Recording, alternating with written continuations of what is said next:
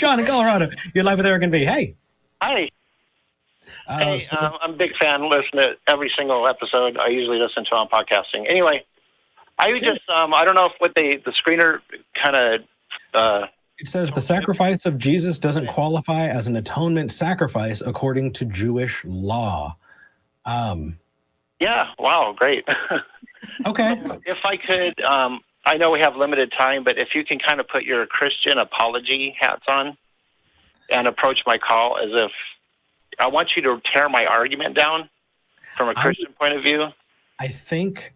If you could. You know what? Let's pop you back on hold and let's have that conversation in the Discord.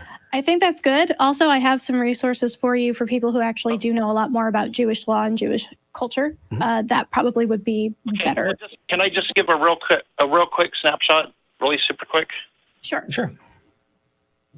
Okay, so bottom line, when a thing was sacrificed for a specific reason, it had to be done for that reason, for atonement or for whatever you were doing, bringing it to be sacrificed for. Jesus, if you read the Gospels, was not sacrificed for forgiveness of sins. He was sacrificed for whatever it was, blasphemy or treason. So you don't get to just count that as an atonement sin. And also, the animal had to be blemish-free, injury-free, which clearly he was not. And it also had to be a female. And it also had to be done in the temple by a priest. And the Christian religion is nothing if not based on Christianity. I mean, is nothing if not based on Judaism. So none of the things that would qualify a sacrifice to count, Jesus did not fulfill a single one of them. So if I'm right, the whole foundation of Christianity is gone, or I'm making a huge mistake and don't know what I'm talking about.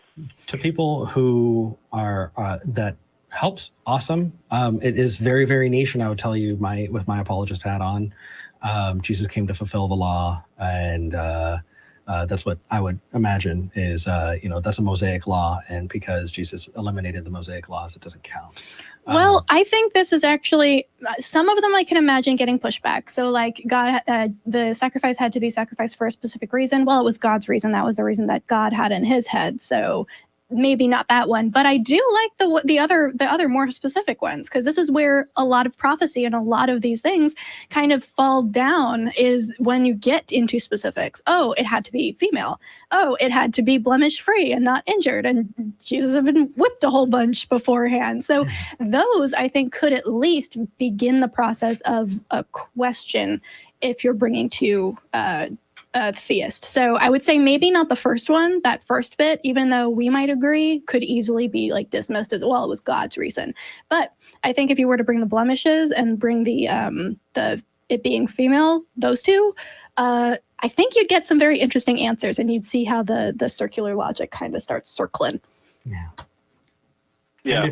And if somebody believes this stuff, please call in next week, because we really don't want to straw man people's religion, but if you think that is a good or accurate representation of what you believe, please call that was my dad's whole bag when he was a non-denominational self-proclaimed pastor. Like this would have gotten his goat, no pun intended.